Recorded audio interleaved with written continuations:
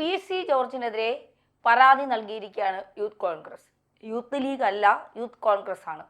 Love ജിഹാദിനെ കുറിച്ചുള്ള PC ജോർജിന്റെ പരാമർശം അത് അംഗീകരിക്കാൻ കഴിയില്ല എന്നാണ് യൂത്ത് കോൺഗ്രസ് പറയുന്നത്. PC വീണ്ടും അറസ്റ്റിലേക്ക് പോകാനുള്ള സാധ്യതയുണ്ട്. കാരണം സത്യം വിളിച്ചു പറയുന്ന PCയെ നിരന്തരം വേട്ടയാടുകയാണ് ഇവിടത്തെ ഒരു പറ്റം യൂത്ത് ലീഗുകാരും യൂത്ത് കോൺഗ്രസ്സുകാരും. യഥാർത്ഥത്തിൽ ഇന്നലെ PC ജോർജ് നടത്തിയ പരാമർശവുമായി ബന്ധപ്പെട്ട് അദ്ദേഹം പറഞ്ഞത് മീനച്ചിൽ താലൂക്കിൽ മാത്രം ഏകദേശം 400ഓളം വരുന്ന ലവ് ജിഹാദ് കേസുകൾ ഉണ്ടായിട്ടുണ്ട് എന്നും അതിൽ 44 പേരെ മാത്രമേ തിരിച്ചു പിടിക്കാൻ കഴിഞ്ഞിട്ടുള്ളൂ എന്നുള്ളതുമാണ് അദ്ദേഹം പറഞ്ഞത്. നിങ്ങൾക്കിത് പരിശോധിക്കാം എന്നുള്ള കാര്യവും PC ജോർജ് പറഞ്ഞിട്ടുണ്ട്. ക്രിസ്ത്യൻ കുട്ടികളെയാണ് പല രീതിയിൽ ഇവർ ലക്ഷ്യമിടുന്നത് എന്നുള്ള രീതിയിലാണ് PC ജോർജ് പറഞ്ഞത്. ഇപ്പോൾ ഇവിടെയുള്ള യൂത്ത് കോൺഗ്രസും അതുപോലെ തന്നെ യൂത്ത് ലീഗും പിന്നെ ഈ പറയുന്ന സുഡാപ്പികളും ഒക്കെ പറഞ്ഞുകൊണ്ടിരിക്കുന്നത് കേരളത്തിൽ അങ്ങനെ ഒരു ലവ് ജിഹാദ് കേസേ ഇല്ല, ലവ് ജിഹാദ് എന്ന് പറയുന്ന ഒരു സംഭവമേ ഇല്ല എന്നാണ് ഇവർ പറഞ്ഞുകൊണ്ടിരിക്കുന്നത്. ഇവരോട് ഒറ്റ ചോദ്യം മാത്രമേ ചോദിക്കാനുള്ളൂ. കാരണം ലവ് ജിഹാദിന് അടിമകളായി നിന്ന് കഷ്ടപ്പെട്ട് അനുഭവിച്ച് ഒടുവിൽ രക്ഷപ്പെട്ട് വന്നിട്ടുള്ള ഒരുപാട് ആളുകൾ അവരുടെ അനുഭവങ്ങൾ ഈ പറയുന്ന സോഷ്യൽ മീഡിയയിൽ പങ്കുവച്ചിട്ടുണ്ട്, ക്ലബ് ഹൗസ് വേദികളിൽ പങ്കുവച്ചിട്ടുണ്ട്. ഇപ്പോൾ ആർഷ വിദ്യാപീഠത്തിൻ്റെ നേതൃത്വത്തിൽ തന്നെ ഒട്ടനവധി വിദ്യാർത്ഥികളെ, ഒട്ടനവധി യുവതികളെ എന്ത് ചെയ്തിട്ടുണ്ട്, രക്ഷപ്പെടുത്തിയിട്ടുണ്ട്. അങ്ങനെ രക്ഷപ്പെടുത്തി അവർ നേരിട്ട് വന്നിട്ട് അവരനുഭവിച്ചിട്ടുള്ള കാര്യങ്ങൾ പറഞ്ഞിട്ടുണ്ട്. ഇതിലൊരു ഉദാഹരണം എന്ന് പറയുന്നത്, അവരോട് പറയുന്നൊരു കാര്യം, നിങ്ങളുടെ ദൈവം ഈ എന്താണ് ഈ പറയുന്നത് പോലെ എലിയുടെ പുറത്ത് സഞ്ചരിക്കുന്ന ഒരു ദൈവം, ആനയുടെ തല വെച്ചിട്ടുള്ളൊരു ദൈവം, ഇതൊക്കെ ദൈവങ്ങളാണോ എന്ന തരത്തിലൊക്കെ ചോദ്യങ്ങൾ ചോദിച്ച് പതുക്കെ പതുക്കെ പതുക്കെ ഇവരുടെ മനസ്സിലേക്ക് മാറ്റി അവസാനം വേറൊരു രീതിയിലേക്ക് കൊണ്ടുപോകുന്നു എന്നുള്ളതാണ് ഇവരുടെ ഒരു രീതി എന്ന് പറയുന്നത്.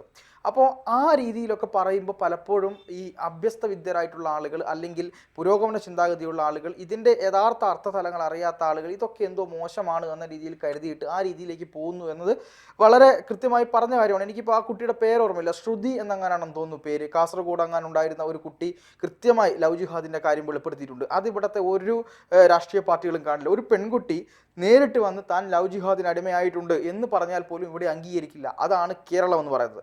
PC ജോർജ് പറഞ്ഞ കാര്യങ്ങളിൽ വ്യക്തതയുണ്ടോ? ലവ് ജിഹാദ് എന്ന് പറയുന്നത് ഏതെങ്കിലും ഒരു മതത്തെ ആക്രമിക്കുന്ന കാര്യമൊന്നുമല്ല, മതതീവ്രവാദവുമായി ബന്ധപ്പെട്ട് പറഞ്ഞ കാര്യമാണ് ലവ് ജിഹാദ് എന്ന് പറയുന്നത്. അപ്പോൾ അതുമായി ബന്ധപ്പെട്ട് അതിൽ എന്തെങ്കിലും വ്യക്തതയുണ്ടോ ഇല്ലയോ എന്നുള്ള കാര്യമാണ് യഥാർത്ഥത്തിൽ പരിശോധിക്കേണ്ടത്. അതിന് പകരം PCക്കെതിരെ വീണ്ടും പരാതി കൊടുത്തിരിക്കുകയാണ്.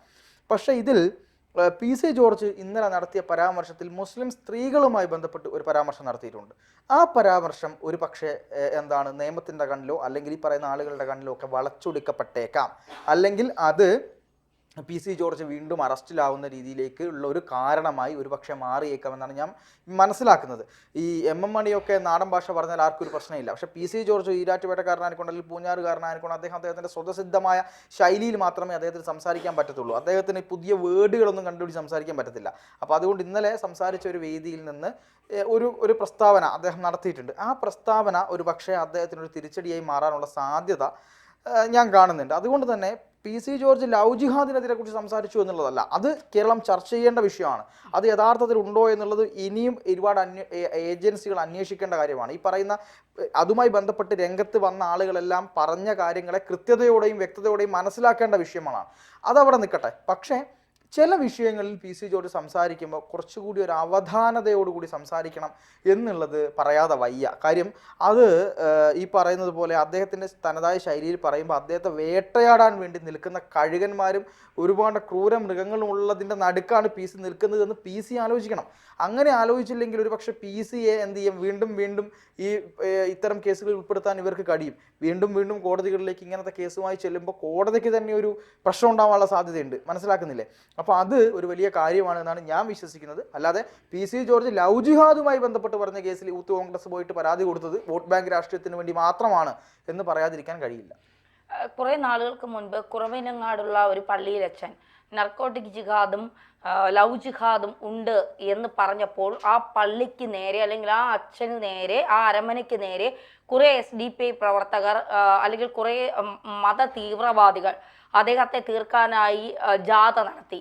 അതിൻ്റെ മുന്നിൽ നിന്ന് പ്രതിരോധിച്ച ഏക വ്യക്തി എന്ന് പറയുന്നത് PC ജോർജാണ്. അന്ന് അച്ഛനെതിരെ ചാനലുകൾ ചർച്ചയായി എന്തെല്ലാം കാര്യങ്ങൾ സംഭവിച്ചു. സത്യസരണി എന്ന് പറയുന്ന ഒരു സ്ഥാപനം എന്താണ്? അതിനെ പൂട്ടിടാൻ കേന്ദ്രം തീരുമാനിച്ചത് എന്തുകൊണ്ടാണ്? ഈ സത്യസരണിയെക്കുറിച്ച് ഇവിടെ ആരെങ്കിലും സംസാരിക്കുന്നതോ ആരെങ്കിലും അന്തിച്ചർച്ച നടത്തുന്നതോ അതിനെക്കുറിച്ചൊരു വാക്ക് പറയുന്നതോ ഏതെങ്കിലും മാധ്യമങ്ങൾ അതിനെക്കുറിച്ച് സംസാരിക്കുന്നതോ കേട്ടിട്ടുണ്ടോ? എന്താണ് സത്യസരണിയിൽ നടക്കുന്നത്? മതം പഠിപ്പിക്കലാണോ? അല്ല, സത്യസരണിയിൽ നടക്കുന്നത് മതം മാറ്റൽ അടക്കമുള്ള പല കാര്യങ്ങളും സത്യസരണിയിൽ നടക്കുന്നുണ്ട് എന്നുള്ളത് ഇതിൻ്റെ അകത്ത് പോയി ആ കാര്യങ്ങൾ മനസ്സിലാക്കി ബുദ്ധി ഉദിച്ചപ്പോൾ തിരിച്ചു വന്ന പല കുട്ടികളും, ഈ ആർഷ വിദ്യാപീഠത്തിലുള്ള പല ആളുകളും, പല പെൺകുട്ടികളും പറയുന്നത് നമ്മൾ കേട്ടിട്ടുണ്ട് എന്നുള്ളതാണ്. ഇപ്പോൾ ക്രിസ്ത്യൻ മതത്തിൽ നിന്ന് പോയാലും ഹിന്ദു മതത്തിൽ നിന്ന് പോയാലും മുസ്ലിം മതത്തിൽ നിന്ന് ഇങ്ങോട്ട് വന്നാലും ഒക്കെ ലവ് ജിഹാദ് തന്നെയാണ്. അതിലൊരു മാറ്റവും ഇല്ല എന്നുള്ളതാണ്. ഇപ്പോൾ PC പറഞ്ഞ 18 വയസ്സാകുമ്പോൾ ക്രിസ്ത്യൻ പെൺകുട്ടികളെ കെട്ടിച്ചു വിടണം, നിങ്ങൾ എന്തിനാണ് 28 വയസ്സ് വരെ ഇവരെ ജോലിക്ക് വിട്ടിട്ട് ആ പണം ഊറ്റാനായിരിക്കുന്നത്? അതിലൊന്നും ഞാൻ യോജിക്കുന്നില്ല. പെൺകുട്ടികൾക്ക് വിവാഹം കഴിക്കണമോ വേണ്ടയോ എന്ന് തീരുമാനിക്കാനുള്ള സ്വാതന്ത്ര്യം അവർക്കുണ്ട്. അത് അവർ തീരുമാനിക്കട്ടെ. വിവാഹം കഴിക്കണമോ, 18-ൽ കഴിക്കണമോ, 19-ൽ കഴിക്കണമോ, 35-ൽ കഴിക്കണമോ, 50-ൽ കഴിക്കണമോ എന്നൊക്കെ. വിവാഹം കഴിച്ചാലും ഇല്ലെങ്കിലും നമ്മൾ ചിന്തിക്കേണ്ട കുറേ കാര്യങ്ങളുണ്ട്.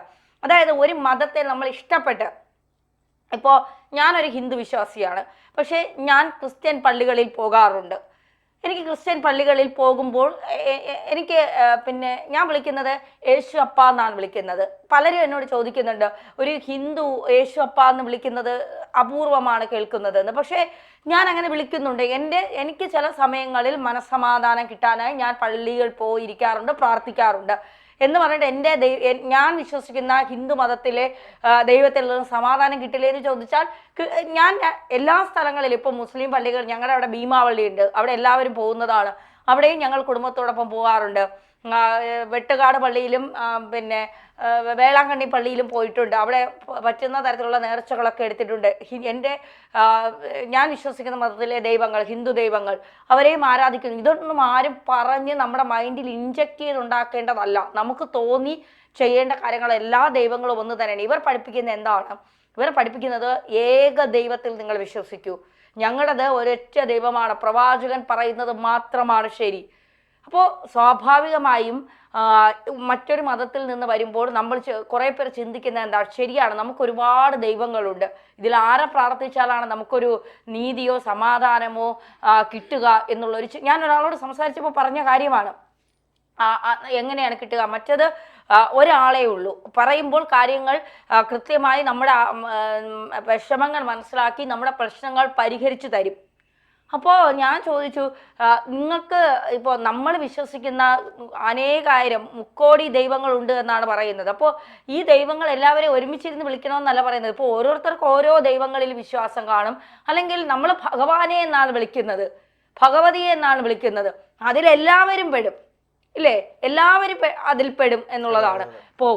ഇപ്പൊ നിങ്ങൾ ഏത് മതത്തിലോ ഏത് ദൈവത്തിലോ എന്തിൽ വിശ്വസിക്കൂ, അതിലൊന്നും ഒരു കുഴപ്പമില്ല. പക്ഷെ ആ വിശ്വാസത്തെ മുതലെടുക്കുന്നവരെ നിങ്ങൾ തിരിച്ചറിയുക എന്നുള്ളതാണ്. ആ വിശ്വാസത്തിന്റെ പേരിൽ നിങ്ങളെ മുതലെടുക്കാൻ വരുന്നവരെ, അതായത് ഇത് മാത്രമാണ് നല്ലത്, ഇതിൽ മാത്രമേ നിങ്ങൾ വിശ്വസിക്കാവൂ, ഇത് മാത്രമേ നിങ്ങൾക്ക് സ്വർഗരാജ്യം ഉണ്ടാക്കി തരൂ, ഇത് മാത്രമേ നിങ്ങൾക്ക് സ്വർഗത്തിലേക്ക് വഴികൾ തുറന്നിട്ട് തരൂ എന്നൊക്കെ പറഞ്ഞുകൊണ്ട് ഈ നമ്മുടെ തലച്ചോറിൽ വിഷം കുത്തിവെച്ച് നമ്മളെ അതിലേക്ക് കൊണ്ടുപോയി, അത് കഴിഞ്ഞ് പിന്നെ നമ്മൾ കണ്ണു തുറക്കുമ്പോൾ എവിടെയാണ്? സിറിയയിലോ അഫ്ഗാനിസ്ഥാനിലോ താലിബാനിലോ ആയിരിക്കും. അതുപോലെ തീവ്രവാദികളുടെ ഭാര്യമാരായി നമ്മൾ ഒരാൾ മരിക്കുമ്പോൾ അടുത്ത ആളുടെ ഭാര്യമാരായി അങ്ങനെ ജീവിക്കേണ്ടി വരും. ലവ് ജിഹാദ് ഉണ്ടോ ഇല്ലേ എന്ന് നമ്മൾ കൂടുതലൊന്നും സംസാരിച്ച് മുന്നോട്ട് പോകണ്ട. ആറ്റുകാൽ അമ്പലത്തിന്റെ തൊട്ടടുത്തുള്ള ഒരു വീടുണ്ട്, അവിടെ ബിന്ദു എന്ന് പറയുന്ന ഒരു സ്ത്രീയുണ്ട്. അവരോട് ചോദിച്ചാൽ മതി, അവർ പൊന്നുപോലെ വളർത്തി വലുതാക്കി കൊണ്ടുവന്ന മകൾ നിമിഷ ഫാത്തിമ എന്ന് പറയുന്ന മകൾ ഇപ്പോൾ എവിടെയാണ്, അവൾക്ക് എന്താണ് സംഭവിച്ചത് എന്ന് യൂത്ത് കോൺഗ്രസ്സുകാർ വെറുതെ ആ വഴിക്ക് പോകുമ്പോൾ ബിന്ദുവിനോട് കയറി ഒന്ന് ചോദിച്ചാൽ മതി. ബിന്ദു കൃത്യമായി പറഞ്ഞു തരും ലവ് ജിഹാദ് ഉണ്ടോ ഇല്ലയോ, അവരുടെ മകൾക്ക് എന്താണ് സംഭവിച്ചത് എന്നുള്ളത്.